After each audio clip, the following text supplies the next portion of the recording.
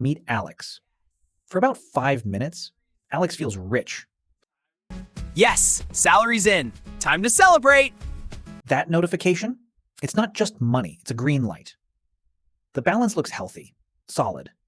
And suddenly, everything around Alex starts to look affordable. The good stuff. Food delivery because today was hard. Online shopping because offers don't wait. A few small things that weren't planned, but he felt like he deserved them. Days go by, a couple of weeks pass. Alex stops checking the app. He tells himself he finally makes enough to, not have to worry about the balance. Then the phone rings. It's his mom, or a car repair, or a dental bill. Something urgent. Something that needs cash now. Alex opens the app. He waits for the number to load. And the number is, well, it's not even close to what he thought was there. Oh no, my money! Stop dropping, come on! This can't be happening. Alex just stares. He's scrolling through the transactions. No fraud, no big emergency, just money. That quietly disappeared. Where did it all go? Let me ask you something. Does this ever happen with you? Or with someone you know? I'm not telling you this to judge you or judge anyone's spending habits.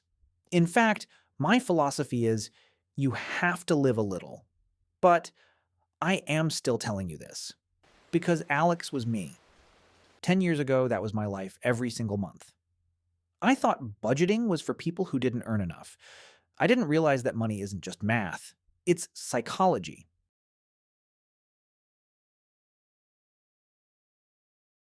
So if you've ever looked at your bank account and wondered where the last 2 weeks went, stay with me. So I was telling you that. It took me a decade of mistakes, empty accounts, and a lot of stress to finally figure out the rules of the game. Now, 10 years later, things are different. Not because I'm a genius, but because I follow few simple rules that changed everything. If you're tired of wondering where your salary went, here is what I do now. Rule number 1, cap your essentials first, or they will cap your future. I decide what my money is supposed to do before I spend it. The moment my after-tax salary hits my account, I already know where it's going. First come the basics, real life stuff. Rent utilities, groceries, transport insurance, school expenses, credit card bills, student loan payments, phone bills. All of this, just living life, should ideally stay within 50% of what I actually take home. And no, that number isn't random. Consumer finance research consistently shows that when necessities stay around 50 to 60%, people experience lower money anxiety, better decision-making, and more room to breathe financially. The book All Your Worth by Elizabeth Warren and Amelia Warren Tiagi also suggests keeping essentials to around 50% of your take-home pay. Now, let's be honest. Inflation is wild. Rent is painful, and everyone's situation is different. So if you're in a phase where 50% feels impossible, that's okay. You can stretch it temporarily up to 70%. But going beyond that, that's where things get risky. Because once your basic expenses cross 70%, even people who earn well start living paycheck to paycheck. Not because they're careless, but because there's no flexibility left. And here's the thing. Once I set this limit for my necessities, I thought the problem was solved. It wasn't, because knowing the limit doesn't always stop you from breaking it. I realized if money stays in my account, my brain will find a way to spend it. So I stopped relying on willpower and built a system instead. Rule number 2, pay future me first, automatically. Not whatever is left over. Not if this month goes well. Every month, a fixed portion of my income, around 20 to 30%, goes to 3 places. Savings for short-term goals, long-term investments, and an emergency fund. Not extra money, not leftover money. This money already has a job. The transfer happens the same day I get paid. And the best part, it's a one-time setup.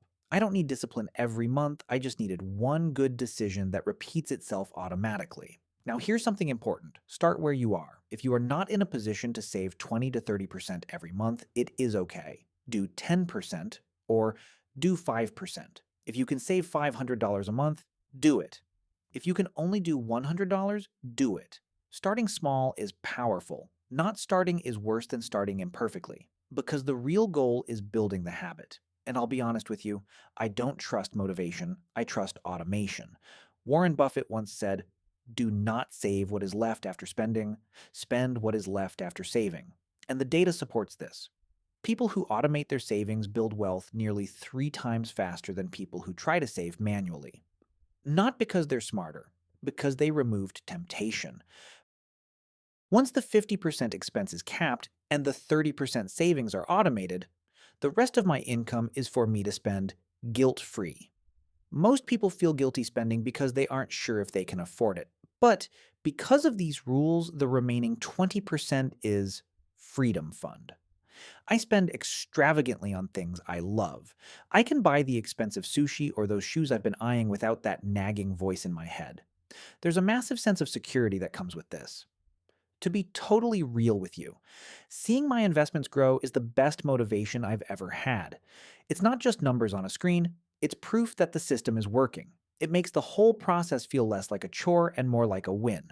Once I finally got the psychology down, I didn't just stop there. I went down the rabbit hole, did the research, and started layering in a few more rules that actually stick. It's been a game changer. That's where these next 3 rules come in. These are defensive rules. Psychological hacks which has helped me immensely. Rules 3, 4, and 5 are what actually fixed my spending for good. Here's rule number 3, the 48-hour friction rule. I don't say no to spending, I just say not now. Behavioral studies show a 48-hour delay reduces impulsive spending by up to 60%. I built friction into my bad decisions. If I want something non-essential, it goes on a 30-day list. Most things I wanted badly, I didn't even remember a month later. It's not about restriction, it's about giving your logic brain time to catch up to the impulse. Rule number 4, the silent killer. Parkinson's law. Why do people with raises still feel broke? The answer is Parkinson's law. Expenses rise to match income. Money expands to fill the space you give it. Here is my counter strategy, the 6-month freeze.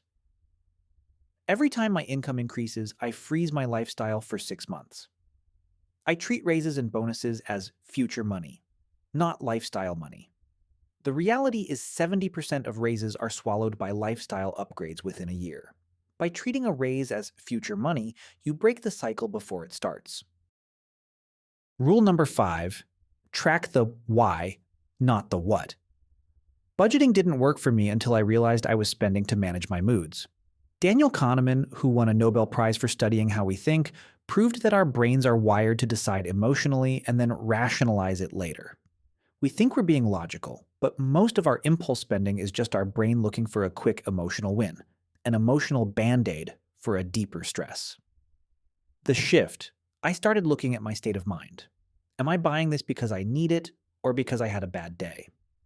Once you identify the emotional trigger, the urge to spend usually evaporates. You don't need a spreadsheet, you just need to be honest with yourself in the moment.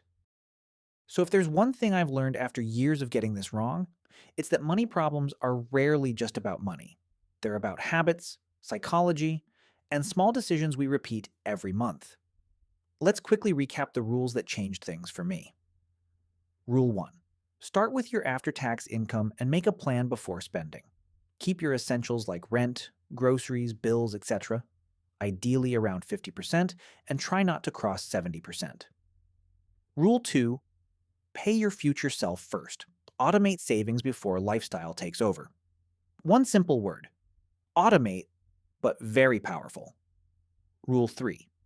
The 48-hour friction rule means waiting 2 days before making a purchase.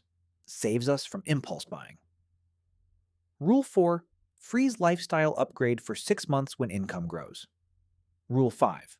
Pause and ask yourself, am I buying this because I need it or because I had a bad day?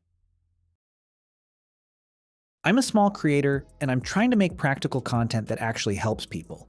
I'd really appreciate it if you liked the video and subscribed to the channel. And if even one idea here made you pause and think, then this video was worth making. Thank you for watching.